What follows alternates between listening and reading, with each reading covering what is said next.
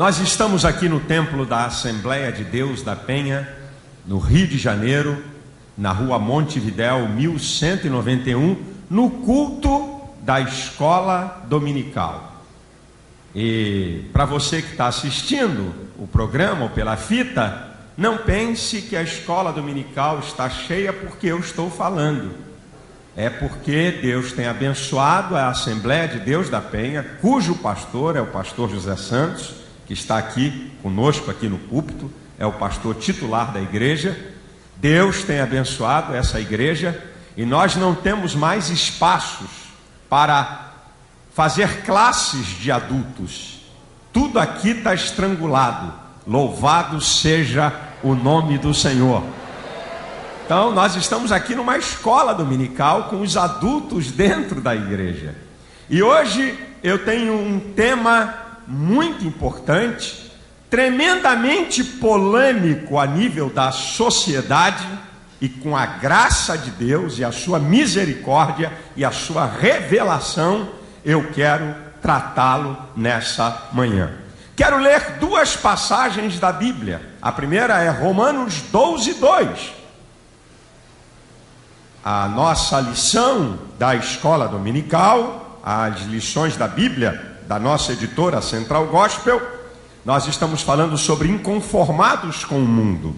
E nós queremos ler duas passagens na Bíblia Sagrada, Romanos 12:2.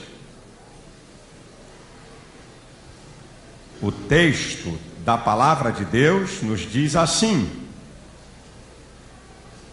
e não vos conformeis com este mundo, mas transformai-vos pela renovação do vosso entendimento, para que experimenteis qual seja a boa, agradável e perfeita vontade de Deus.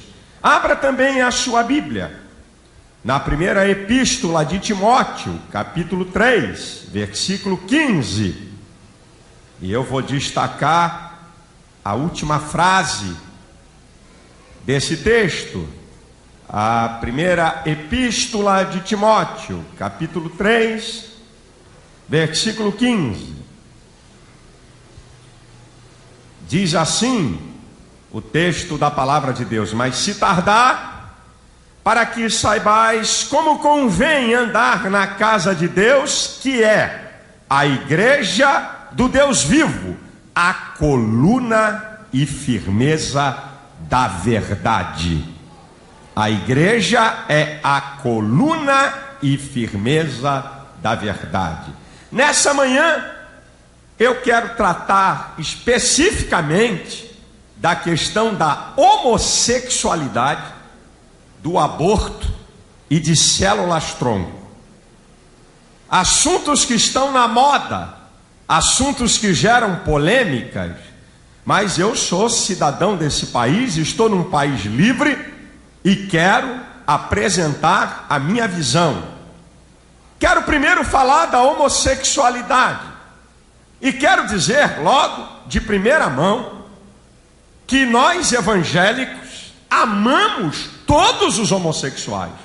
A bem da verdade, a Bíblia nos ensina a amar todas as pessoas, independentes do que elas são, ou do que elas praticam, ou de suas atitudes.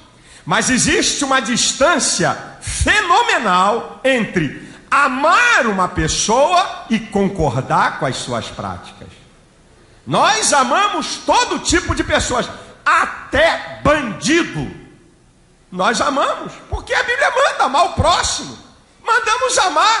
Manda-nos amar todo tipo de pessoa. Nós amamos todas as pessoas, mas concordar com suas práticas e aceitar suas atitudes, aí já é uma outra questão. Portanto, nós amamos os homossexuais, mas não aceitamos ou concordamos com a prática da homossexualidade. E a bem da verdade, eu não vim aqui falar de pessoas, eu vim aqui falar de uma prática. E quero dizer também que nós evangélicos não temos preconceito em relação à homossexualidade. Preconceito é quando você firma um conceito debaixo da ignorância e sem domínio de conhecimento.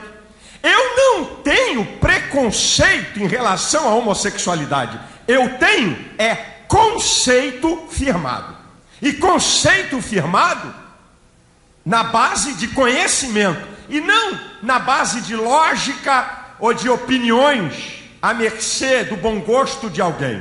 Portanto, nós não temos preconceito. Nós temos um conceito firmado sobre a questão da homossexualidade. Escute o que eu vou dizer para vocês. Houve um período na história da humanidade que o mundo foi mergulhado no obscurantismo. Durante 300 anos não se produziu ciência. Todo mundo que se levantava contra a igreja era massacrado. A Inquisição matou um bocado de gente. Qualquer um que se levantasse contra os interesses da igreja, o couro comia, o pau quebrava e acabava morrendo. O que nós estamos presenciando hoje é uma moderna inquisição científica e sociológica. Qualquer pessoa que se levante para se opor à prática da homossexualidade é logo ridicularizada, desprezada, rotulada como preconceito, e os grupos de defesas homossexuais trabalham com força através da mídia, porque as centrais de jornalismo, as centrais de produções de novela estão infestadas de pessoas que têm a prática homossexual na sua vida. Então eles são bem organizados, têm acesso à mídia, e qualquer um que se levante para apresentar qualquer tese contrária aos interesses da comunidade homossexual é bombardeado.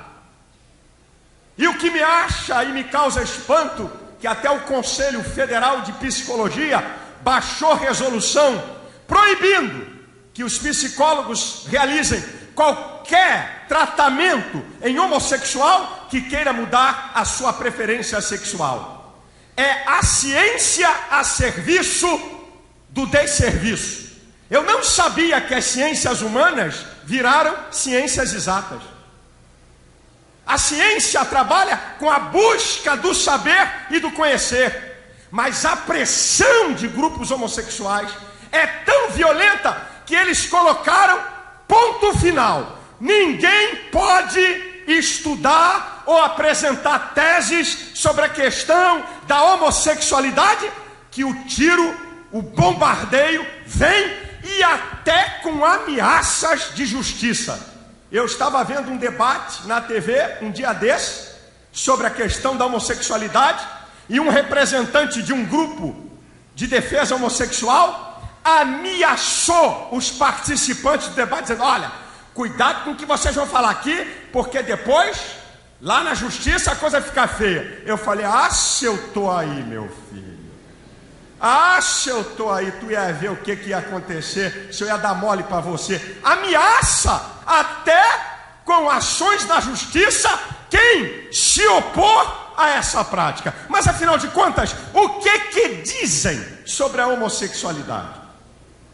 Bem, alguns dizem que a questão da homossexualidade é uma questão biológica, genética.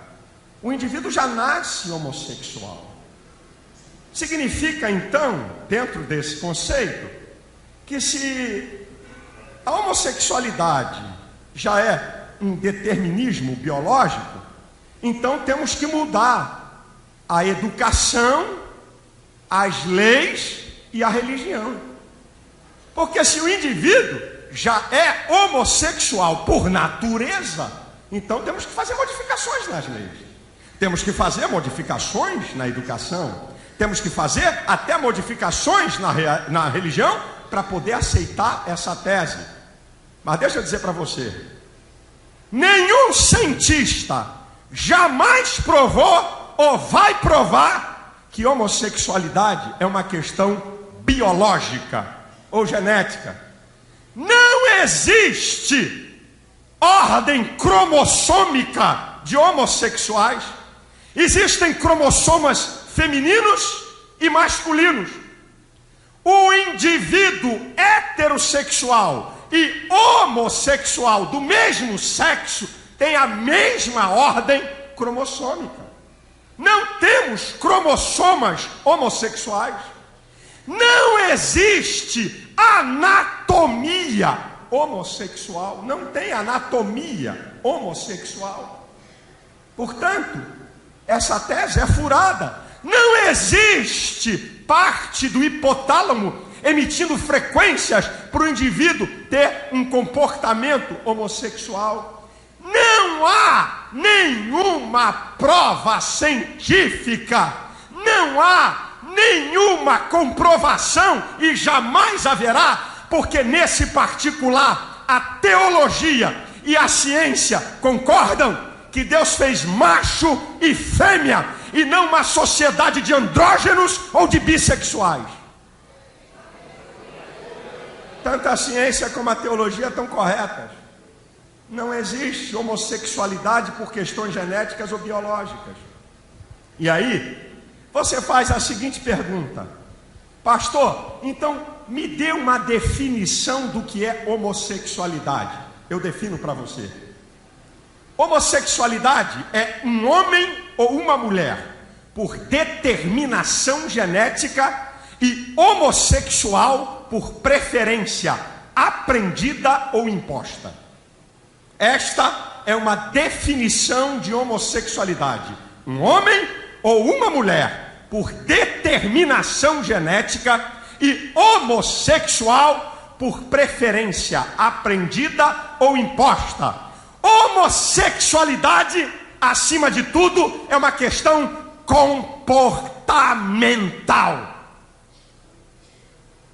O ser humano é um ser social e vive de modelos de imitação. O ser humano é um ser social, vive de modelos de imitação. Imita moda, né? Imita corte de cabelo, imita cor de roupa, né? Imita carro. O ser humano vive de modelos de imitação. Os psicólogos e os psiquiatras, eles são unânimes em dizer que mais importante do que a determinação genética para uma criança decidir a sua preferência sexual, a maneira que ela é criada é mais importante do que a determinação genética, se é homem ou mulher, para a preferência sexual. Porque a homossexualidade é uma questão de comportamento. E se é uma questão de comportamento, homossexuais podem deixar de ser homossexuais e virarem heterossexuais. É inacreditável. A própria sociedade admite que um viciado em bebida, questão comportamental, pode ser tratado e deixar de ser viciado em bebida. A própria sociedade, a ciência concorda que um viciado em drogas, questão comportamental, pode ser tratado e deixar de usar drogas. Mas não querem, porque existe uma pressão de mídia. Não querem que se toque em nada de homossexuais. Dá para entender a coerência deles? Se o indivíduo pode deixar de ser alcoólatra, se o indivíduo pode deixar de ser cheirador de cocaína, porque é uma questão comportamental, o indivíduo também pode deixar de ser homossexual e mudar sua preferência. Agora escute as pesquisas nos Estados Unidos, que ninguém mostra. Nem os grupos de defesa de homossexuais, nem a imprensa, onde eles têm grande ascendência e manipulam. Pesquisas na América, escuta essa: 82% das lésbicas e 66% dos gays declararam que na fase adulta se apaixonaram por uma pessoa do sexo oposto. Eu estou falando de números grandiosos. 85% das lésbicas na fase adulta tiveram relações sexuais com o sexo oposto. 54% dos gays na fase adulta tiveram relação sexual com o sexo oposto. Como é que esse negócio de homossexualismo é determinismo e está acabado? E o camarada é homossexual e não pode mudar? Como é que é isso? Apenas 1,1% dos homossexuais declararam que só tiveram práticas homossexuais. Apenas 1,1%. E agora, outra pesquisa americana mostra 84% dos gays já mudaram pelo menos uma vez a sua preferência sexual. 32% já mudaram pelo menos 3 vezes. Heterossexuais, homossexuais, heterossexuais, certo? Mudaram a sua preferência. E 13% mudaram pelo menos 5 vezes a sua preferência sexual. Heterossexual, homossexual, heterossexual, homossexual. Uma pesquisa do Instituto Johnson lá nos Estados Unidos sobre pessoas que desejaram e que buscaram e que queriam mudar o seu comportamento homossexual e foram pedir ajuda, 79,9% conseguiram mudar a sua orientação sexual de homossexualidade para heterossexualidade. A verdade, minha gente, é que querem mudar as leis, querem mudar os valores da sociedade, porque um grupo da sociedade tem uma prática. Agora escute, imagine se toda prática deturpada, pecaminosa, imoral, tem uma grande parcela da sociedade praticando, então nós vamos legalizar. Olha, legaliza a cocaína, porque tem gente cheirando cocaína de dar de pau. Olha, legaliza o crack, porque tem gente usando o crack que dá de pau. Olha, daqui a pouco vai vir alguém dizendo, legaliza a pedofilia, porque tem muita gente praticando isso. Olha, legaliza esse negócio do camarada casar com 3, 4, porque tem um bando de marmanjo que tem 3, 4 mulheres. Onde vai parar a sociedade se ela legalizar tudo? Sabe o que as ciências humanas me dizem? Quanto mais você legalizar, mais o ser humano se torna insaciável.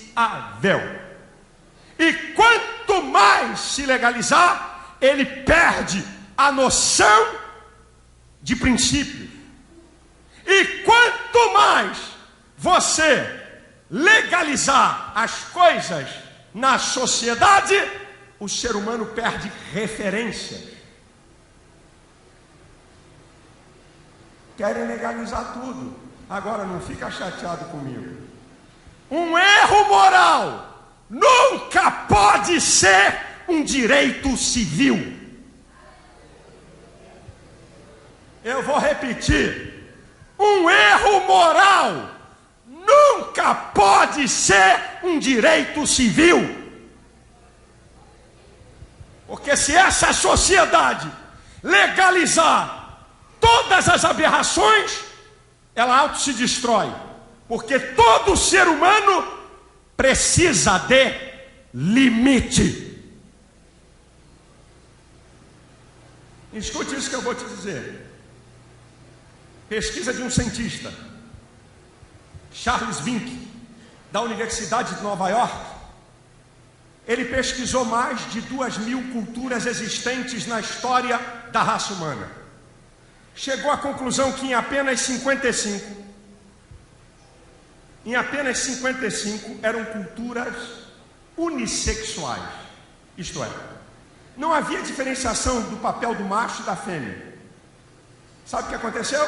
Essas culturas se extinguiram rapidamente. Sabe por que isso? Porque nenhuma sociedade é mais forte do que a vitalidade das suas famílias. E a vitalidade das suas famílias depende do relacionamento dos sexos opostos, isto é, do relacionamento heterossexual. Nenhuma cultura até hoje existente deixou livre a questão da homossexualidade. Todas elas impuseram limites. Em nenhuma cultura existente até hoje, a homossexualidade nunca foi preferência para adultos na maior parte do ciclo da vida. Eu não estou falando de teologia, eu estou falando de sociologia, de dados científicos.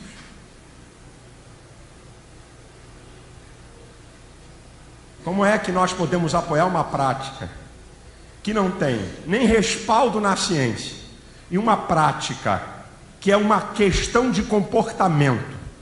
Se alguém quer ser homossexual, problema dele, é questão dele. Quer ser prostituta, questão dela. Agora não vamos legalizar toda essa imoralidade, porque um erro moral não pode ser um direito civil.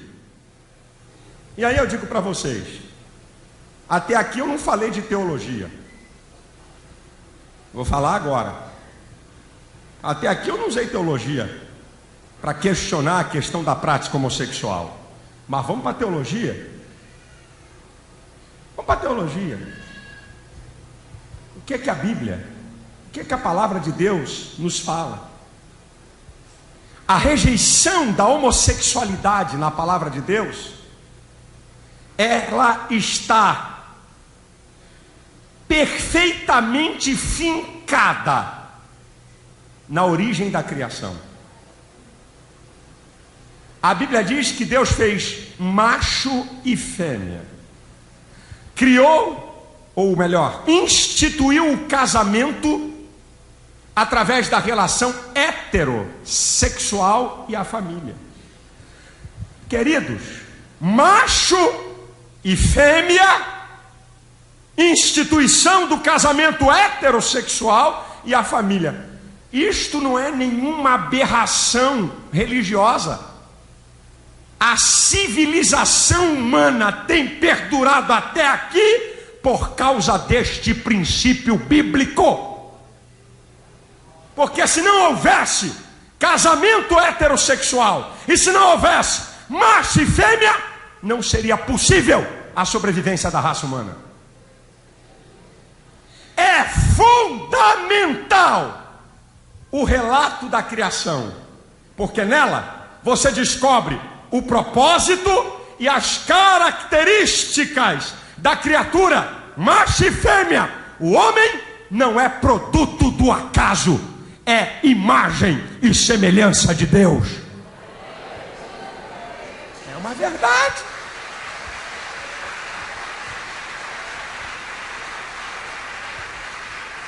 A homossexualidade, à luz da teologia e da palavra de Deus, é uma rebelião consciente contra a ordem divina da criação. A homossexualidade, à luz da palavra de Deus e da teologia, é uma distorção da imagem de Deus, porque Deus fez macho e fêmea, não bissexuais ou andrógenos. E quando a Bíblia trata da homossexualidade, ela trata na questão de erro, pecado, perversão moral, quer no Antigo Testamento ou quer no Novo Testamento. Levíticos 18, 22, você quer ver? Diz lá, que aquele que se deita com homem, a abominação é ao Senhor. E no 20, 13 de Levítico, a coisa mais feia, e eu não estou dizendo que eu concordo com o que está aqui, porque isso era na época da lei. Nós evangélicos estamos na graça, temos a graça como aquela que conduz a nossa vida, a nossa regra. Mas lá naquele tempo da lei, diz lá em Levíticos 20, 13, que o camarada que se deitasse com o homem, os dois perdiam a vida. Lá atrás a coisa era feia, e nós não estamos aqui advogando isso, quero deixar bem claro. A Bíblia condena a prática homossexual no Antigo e no Novo Testamento. Olha aí, Romanos, vamos ler aqui. Romanos capítulo 1, versículo 26 e 27.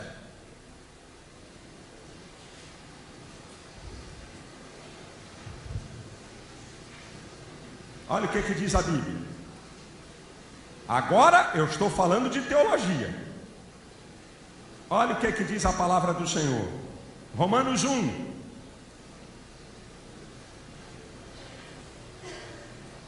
26 e 27. Pelo que Deus os abandonou às paixões infames, porque até as suas mulheres mudaram o uso natural no contrário à sua natureza, homossexualismo feminino.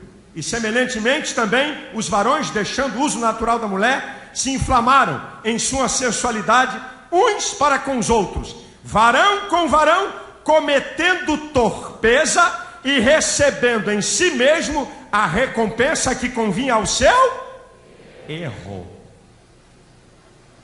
Esses teólogos fajutas, libertinos, que querem torcer a palavra de Deus, aqui diz que é erro. Aqui diz que eles cometeram torpeza, pecado. A Bíblia condena a homossexualidade, quer no Antigo e no Novo Testamento. Quer mais um texto? 1 Coríntios capítulo 6, versículo 9. Olha o que diz lá. Vamos ler aí, gente.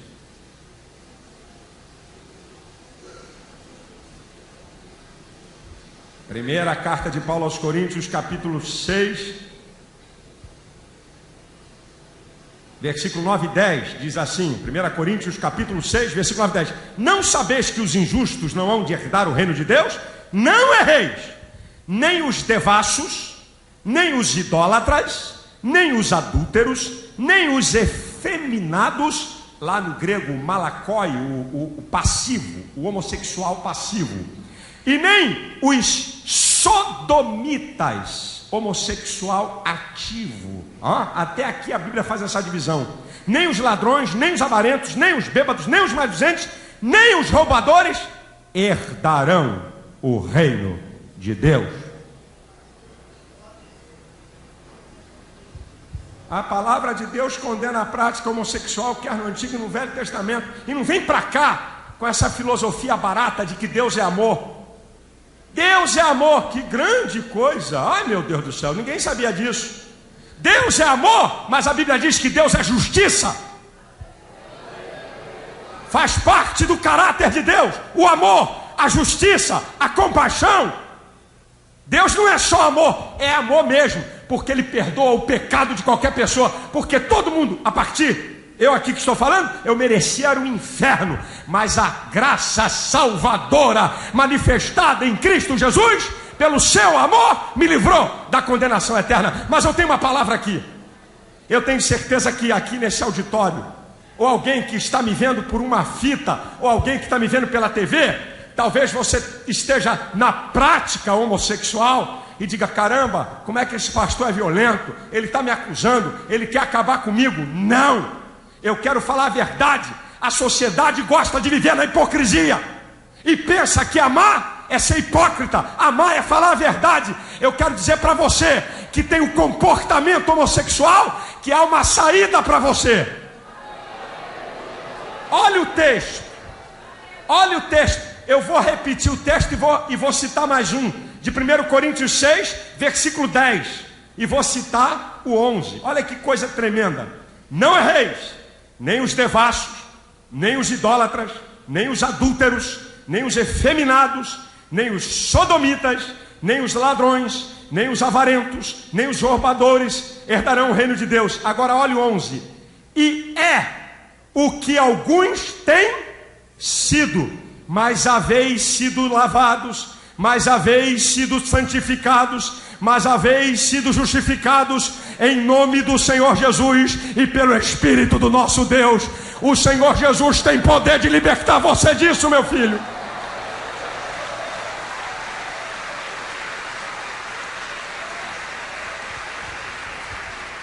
Se técnicas terapêuticas não funcionam para mudar o comportamento homossexual para heterossexual, qualquer homossexual que reconhecer o seu pecado e confessar ao Senhor Jesus e obedecer a sua palavra, vai ser liberto pelo poder do Evangelho de nosso Senhor Jesus Cristo.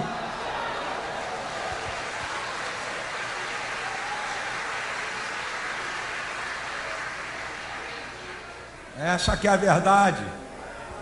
Pode querer me processar, pode querer gemer, eu sei onde eu busco meus direitos. Não estão falando com idiota, não estão falando com bobo. Eu sei me defender, Eu estou num país livre, pago esse programa e tenho o direito de expressar minha opinião.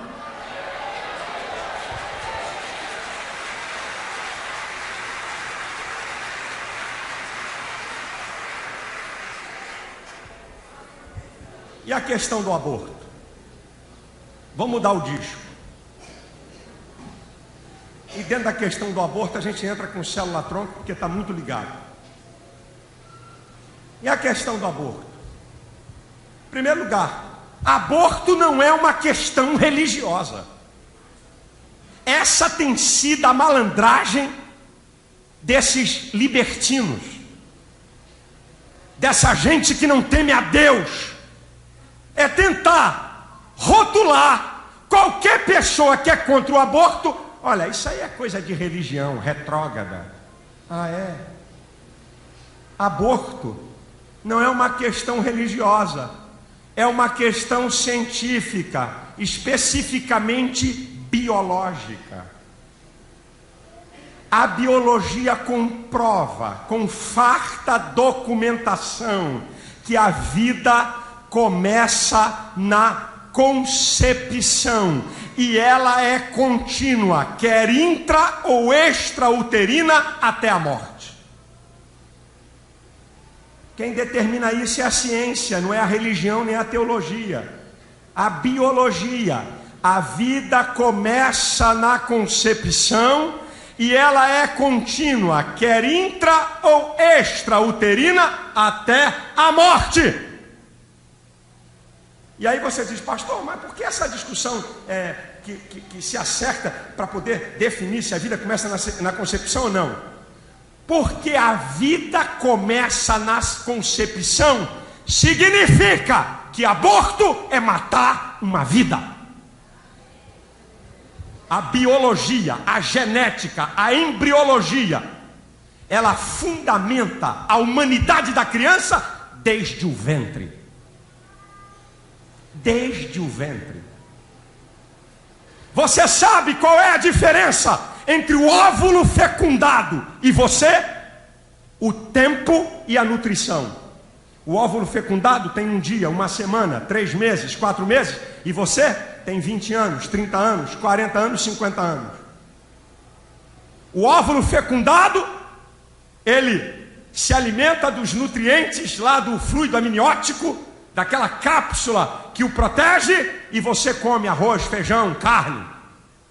A diferença entre o óvulo fecundado e você é o tempo e a nutrição. Significa então que o embrião é humano. O embrião é humano.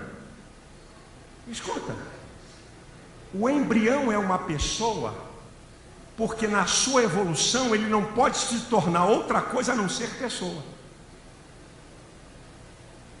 Nenhum corpo vivo pode tornar-se pessoa a não ser que já seja pessoa. Ser e humanidade não estão em ordem crescente. Ser e humanidade são inatas, não são adquiridas. Nenhum ser humano é mais humano do que outro. O que difere é o tempo e a nutrição. Por isso que o embrião é um ser humano. E aí, aproveitando essa questão de embrião, e a pesquisa de célula-tronco? Rapaz, essa sociedade sem Deus não é brincadeira, não. Eu vou dizer aqui uma definição clara. Escute o que eu vou te falar e preste muita atenção, que isso aqui é importante. Os evangélicos são a favor da pesquisa de células-troncos desde que não sejam embrionárias. Eu vou repetir e vou prosseguir. Os evangélicos são a favor do estudo e da manipulação de células-troncos para fins terapêuticos, desde que não sejam embrionárias. Podem ser tiradas do cordão umbilical, da medula óssea e da corrente sanguínea. Por que a pressão de se usar embriões para manipular? Que está escondido no jogo. Por que essa pressão? Para aprovar lá a lei no Congresso Nacional de Biossegurança. Por que essa pressão? Para que os cientistas tenham autorização de manipular células-troncos de embriões. Porque eles, muitos deles, não estão exclusivamente preocupados com a questão terapêutica, mas com a questão de clonagem humana. É aqui que mora o perigo. Porque o homem quer brincar de Deus.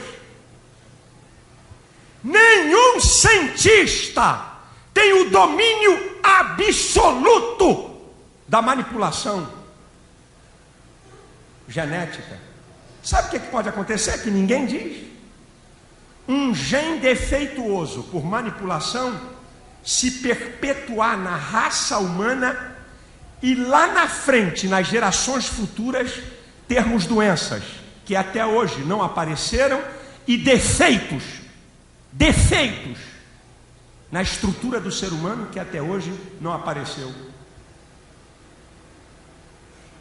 O homem querer brincar de Deus, a complexidade da vida e do ser humano, para você ter uma ideia, um único filamento de um DNA, de uma única célula do homem, você carrega bilhões. Um único filamento de DNA de uma única célula humana tem informações para preencher uma biblioteca de 1000 volumes. Eu estou falando de um único filamento de uma única célula. Você tem bilhões. Para você ver a grandiosidade, a complexidade desse ser que é você. Se os cientistas conseguissem uma tecnologia de ampliar o diâmetro de uma célula em 1 milhão de vezes, a descoberta científica seria tão fantástica que jogaria quase todo o conhecimento acerca do ser humano por terra. Para você saber que apesar de toda a tecnologia e de todo o avanço científico, o homem sabe muito pouco acerca da complexidade do ser humano. O cérebro humano, que é a estrutura mais complexa do ser, só no cérebro humano, você aí nessa cacholinha de 1,3 kg, alguém que tem um cabeção maior pode ter, ou mais forte, pode ter 1,5 kg, não sei, eu que sou mais magrinho, devo estar por aí. Esse 1,3 kg que você carrega aí na cabeça, possui 10 bilhões de células, interligadas por ramificações de cada uma entre 10.000 a 100.000 ramificações. A estrutura de comunicação do cérebro, do tamanho que é, não tem tecnologia para reproduzir as ligações que você tem no seu cérebro. O que é o homem para dizer que manja tudo, que sabe tudo de ser humano? A manipulação genética, ela é perigosa. Não tem estudos definidos. E nós evangélicos, então, porque o embrião é humano e porque a vida se dá na concepção, isso não é religião, é biologia. Nós não aceitamos a manipulação de células embrionárias. Sabe por quê, irmãos? Se a vida começa na concepção, este fantástico fato biológico não pode servir a interesses sociológicos, políticos e econômicos. Não é questão de religião, é conceito científico que o homem sem Deus quer esconder e distorcer para seus interesses mesquinhos. Vou repetir, porque isso é importante. Alguém pode ter ligado a TV agora. Os evangélicos são a favor do estudo de células-troncos, desde que não sejam embrionárias. Cordão umbilical, corrente sanguínea, medula óssea, tem milhares e milhões. E eu tenho uma reportagem do jornal de ontem, que vai aparecer no visor da TV, mostrando as células-troncos do cordão umbilical, que serve para várias curas terapêuticas. Várias curas, para diabetes, tratamento de diabetes e tantas outras coisas. Não venha aqui nos rotular como ignorantes e como fundamentalistas religiosos que não têm domínio de conhecimento.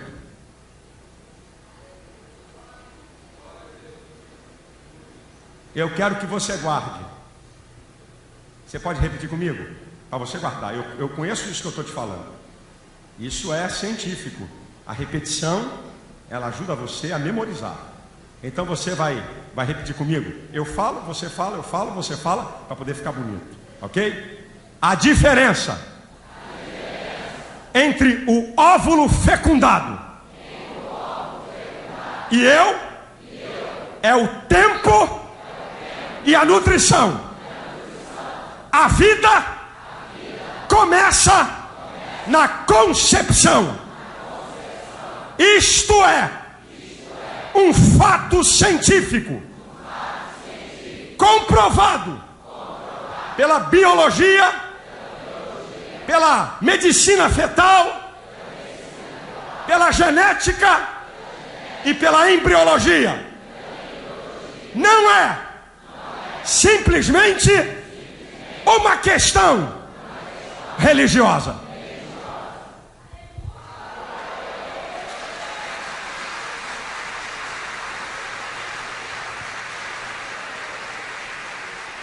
Agora escute o que eu vou te falar. Algumas questões sobre o aborto que você precisa saber, que são interessantes para você entender essa matéria. O feto não é prolongamento da mãe. O feto não é prolongamento da mãe. E porque ele não é prolongamento da mãe, nós não admitimos aborto em hipótese nenhuma. Em hipótese nenhuma. Seja por estupro, seja o feto anencéfalos, nós não admitimos o aborto porque o feto não é prolongamento da mãe. Prova, pastor, provo. E não é com teologia não, é com ciência. É o corpo da mãe, primeiro, que diz que o feto não é prolongamento dela. Porque se a criança não tivesse protegida pela placenta, o corpo da mulher botava para fora o feto. É o primeiro sintoma. Se não tivesse a placenta, o corpo da mulher expulsava o feto. Ele é corpo estranho. Segundo, é a mãe e não o feto que é passivo e dependente. É impressionante. Deus é incrível, minha gente. E a ciência tem que comer na mão da teologia mesmo. Não é a mãe, não é o feto, mas a mãe que é passiva e dependente. É o embrião que faz cessar o ciclo da mãe. É ele que torna habitável o útero, desenvolvendo a cápsula protetora e o fluido amniótico. É o feto, em última instância, que determina a hora do parto, e não a mãe. Como é que eu vou concordar com o aborto se aquele ser não é prolongamento do corpo da mãe? Feto não é igual a uma unha, que é grande, que você pode cortar porque é prolongamento do seu corpo. Feto não é o cabelo da tua barba, que aumentou e você pode tirar porque é prolongamento do seu corpo. Geneticamente comprovado que o feto é independente da mãe desde a concepção. Ele possui olhos, ele possui boca, possui ouvido, órgãos genitais e impressões digitais diferentes da mãe.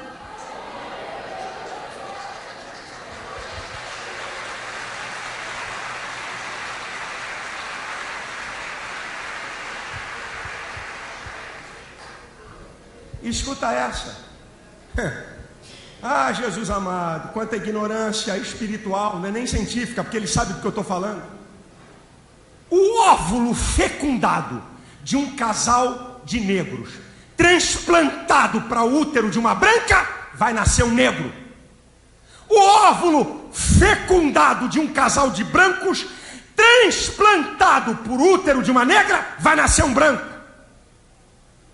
Isso é a maior prova, irmãos. A criança não é prolongamento do corpo da mulher. E vê como é que eles são contraditórios. Eles não falam de barriga de aluguel. Você escuta essa história? Barriga de aluguel? Isso é a prova que o óvulo fecundado, ele pode ser transplantado para o útero e ali se desenvolver. Mostra a independência desse ser. Ah, mas agora eu vou. Segura aí, feministas, que o couro vai comer no lombo de vocês. Não é aqui na igreja não, porque aqui tem femininas. Aqui não tem feministas não, aqui tem feminina.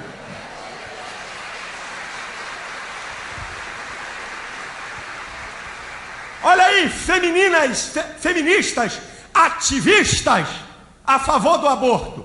Aguenta firme, que eu vou desmoralizar o slogan de vocês. Olha o slogan. Esse é um slogan das feministas que apoiam o aborto.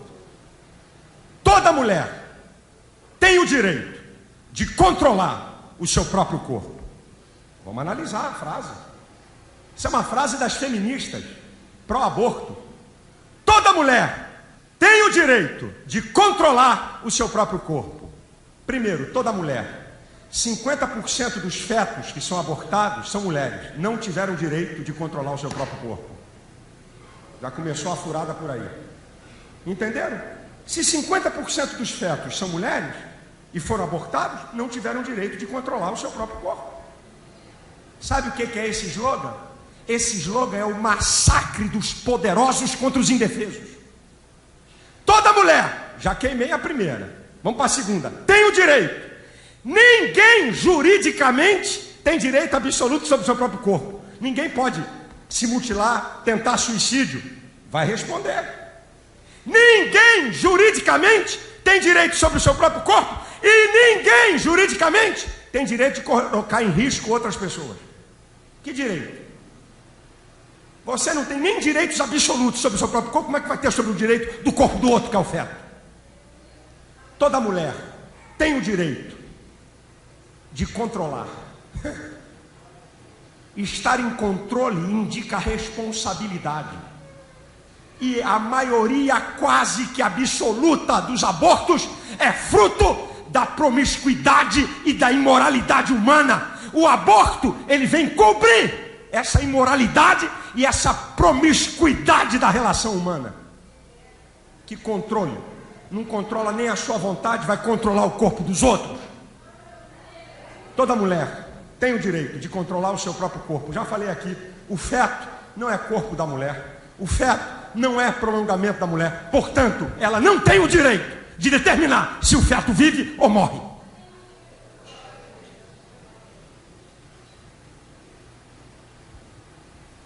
Terceira consideração sobre aborto. A luta do feto para não morrer em processos abortivos. Houve um médico aborteiro nos Estados Unidos que enfiou uma câmera para filmar o aborto que ele ia fazer. O nome do filme é O Grito Silencioso. Ele não conseguiu ver o filme até o final. E nunca mais fez nenhum tipo de aborto. Eu queria ver, irmãos, eu queria ver a Globo, eu queria ver a televisão, eu queria ver o Congresso Nacional depois de ver um filme desse, O Grito Silencioso. Eu queria ver a sociedade depois de ver a luta do feto para não morrer. se alguém apoiaria a ideia de aborto em qualquer instância. Eu queria ver. Porque aquilo que eu não vejo, eu não tenho culpa. Esse é um grande engano. A Bíblia diz em Hebreus 4,13 que não há nada encoberto diante dele. Todas as coisas estão nuas e patentes aos olhos daquele com quem temos de dar conta. Os métodos abortivos,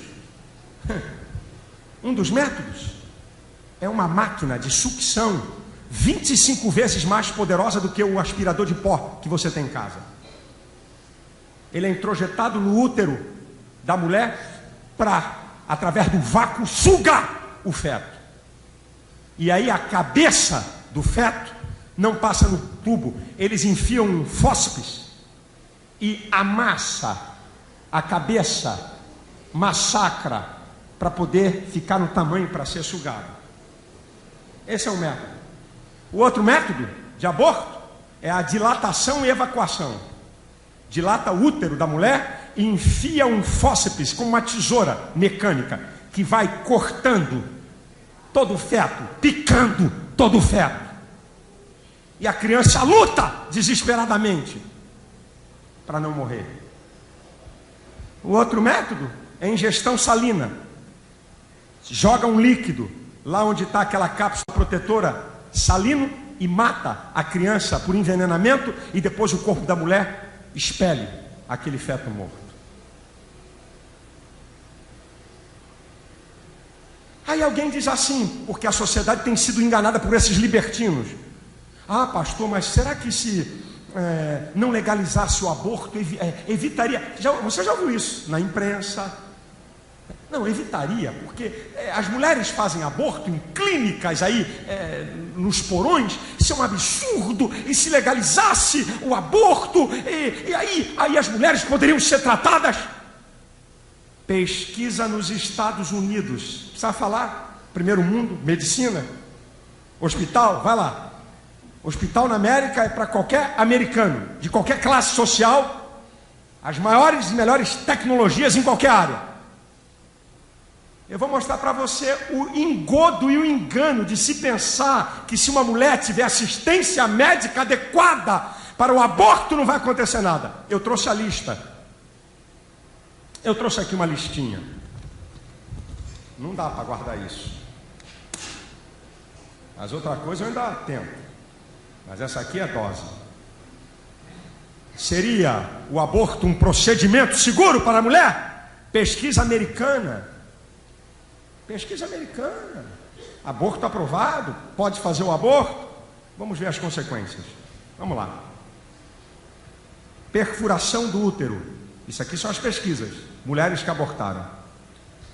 Sangramento que requerem transfusões. Ruptura do colo do útero com impacto desconhecido sobre a capacidade do colo em alguma gravidez subsequente. Acidentes ligados à anestesia. Doença inflamatória da pélvica e possível infertilidade decorrente. Cirurgia não intencionada, incluindo-se a laparotomia, a histerotomia e a histerectomia. Perfuração da vesícula. Perfuração do intestino, retenção de restos ovulares, anemia, peritonite, uma série infecção da membrana serosa que reveste interiormente a cavidade abdominal, infecções menores e febre de causa desconhecida, gravidez tubária não detectada, embolia pulmonar, obstrução da artéria pulmonar, tromboflebite venosa, inflamação de uma veia que se desenvolve antes de um coágulo sanguíneo, depressão, psicose, 9 vezes mais propensas a suicídio do que a outras mulheres. Alto risco de infecção é comum a todo tipo de aborto. Tem mais? Tem.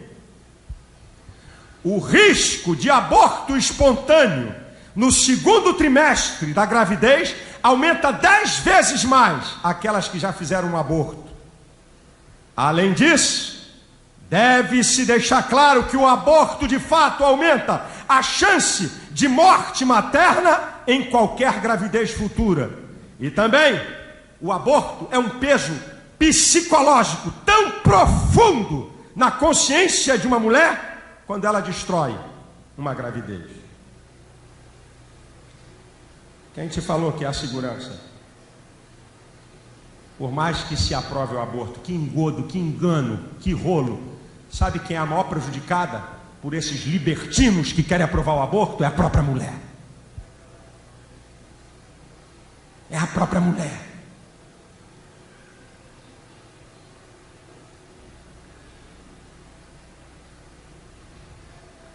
Queridos, nós não podemos admitir o aborto em hipótese nenhuma. E alguém diz assim, mas pastor, os anencéfalos não tem o cérebro, uma parte de cérebro? A criança vai morrer, e por que não tira logo? Rapaz, eu vi uma sentença de um juiz que eu agora esqueço o nome, do Supremo Tribunal Federal, que o camarada arrebentou a boca do balão. Olha o que esse cara me diz. Ele foi contra a permissão de um aborto de uma criança anencéfalo. Ele disse assim: todo ser humano nasce para morrer, e não está no homem determinar a hora dele morrer. Que sacada, pastor Santos, do cara. Que sacada. Todo ser humano nasce para morrer, e não está no homem determinar a hora de morrer. Uns morrem com 1 segundo de vida, outros com 1 minuto de vida, outros 9 meses e 1 minuto. Mas todos nascem para morrer, e não está em nós determinar a hora de nenhum ser humano morrer. E o que diz a teologia sobre aborto? Aí é pá de cal. Vou jogar só a pá de cal, porque já detonamos com esse negócio de aborto. Não tem saída, não tem conjectura científica, não dá. É ser humano que está ali, é vida que está ali. A diferença entre o óvulo fecundado e você é o tempo e a nutrição, é a biologia, é a genética, é a embriologia, é a medicina fetal. A vida começa na concepção. E o que diz a teologia? O que a Bíblia fala sobre aborto? E eu vou terminar aqui com isso. No original do grego, no Novo Testamento, todas as vezes que a Bíblia fala falando de recém-nascido, falando de crianças maiores ou de feto, como João Batista no útero da sua mãe, utiliza a mesma palavra.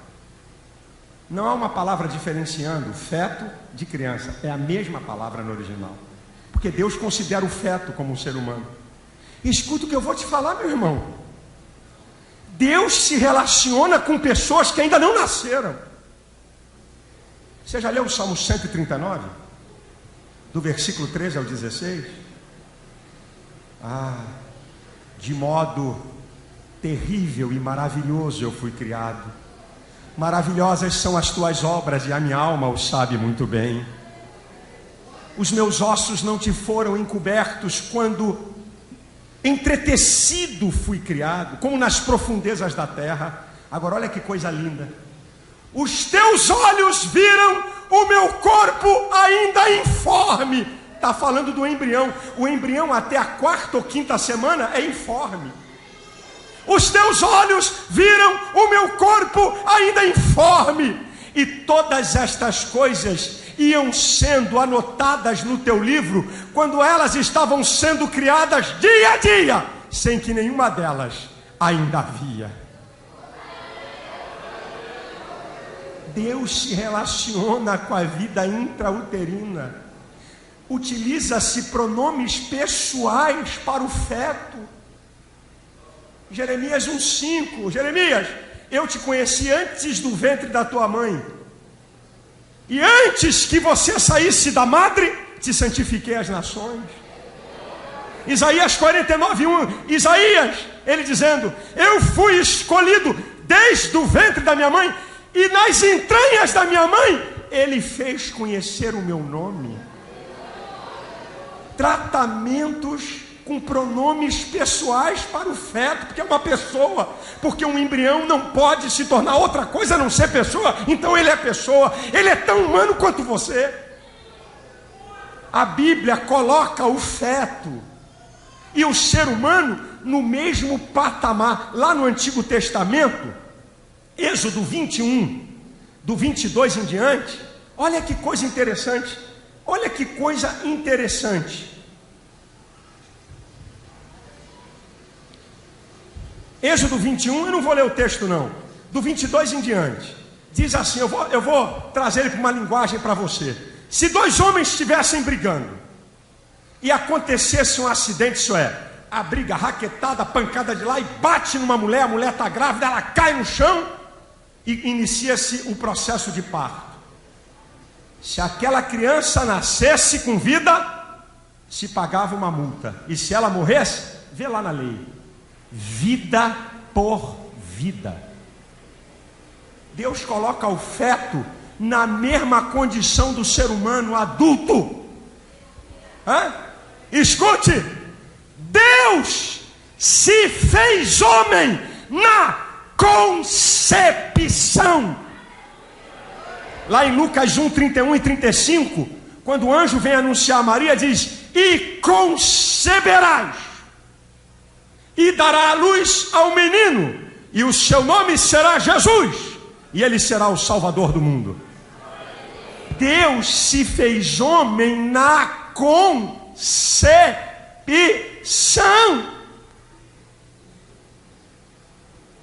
Agora olha a incoerência humana, gente. Olha a incoerência humana, escuta isso, eu já estou terminando, mas escute a incoerência do ser humano, como o pecado cega o ser humano. Hoje, existem grupos de proteção de baleia, pássaros, flores, até de capim. Até erva daninha tem grupos de defesa do ambientalismo.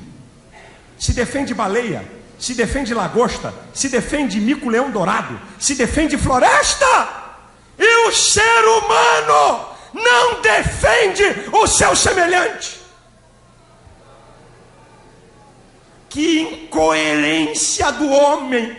Se defende bicho, se defende papagaio, se defende mata, mas a vida humana é coisificada.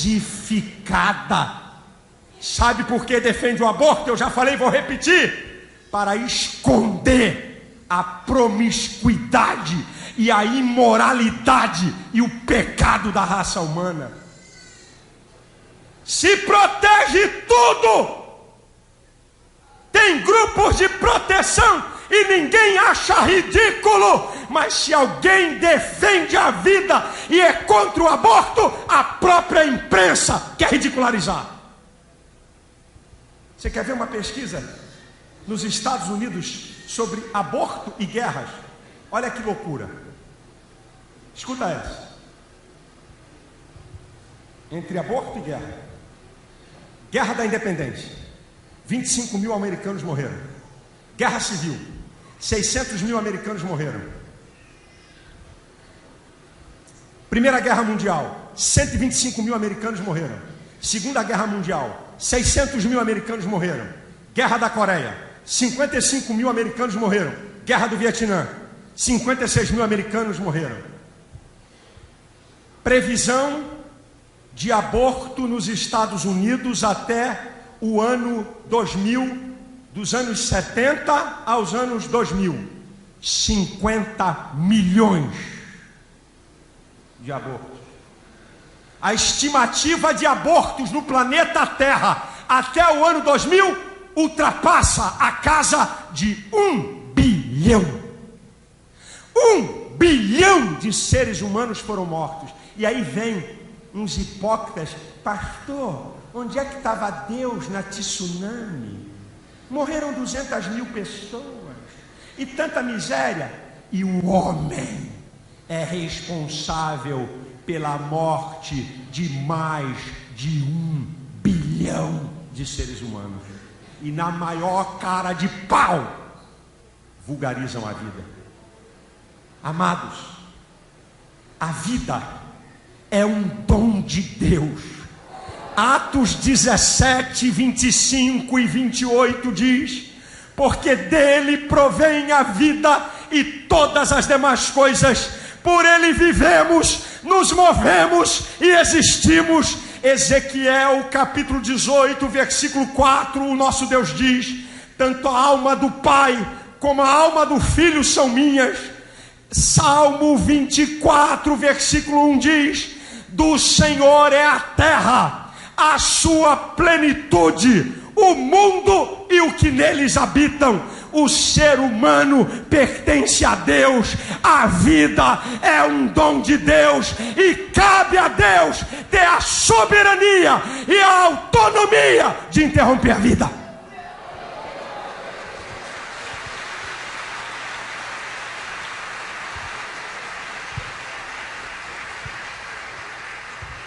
Moço, moça, irmão, irmã, em nenhuma instância admita o aborto, e eu não estou me importando com legalidade das leis dos homens, porque a lei de Deus está acima da lei dos homens.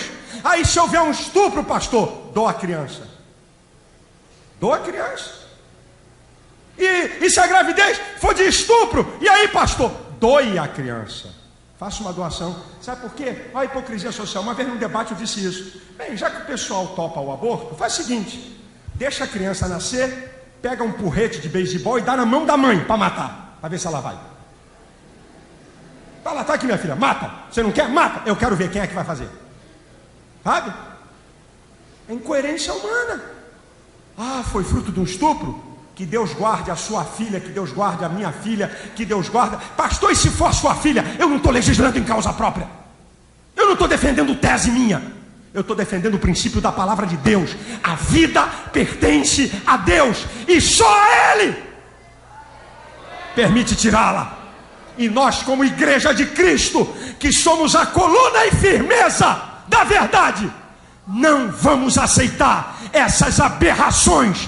Por mais que queiram nos ridicularizar, nós estamos em conformidade com princípios científicos e respaldados pela palavra de Deus, que é a nossa regra de conduta e fé. Vamos celebrar a vida e não a morte. Vamos trabalhar pela vida e não pela morte. Vamos trabalhar pelas relações heterossexuais e não homossexuais. Que Deus abençoe você, que Deus abençoe a sua família, que esta palavra sirva de esclarecimento para você. Deus vos abençoe, em nome de Jesus.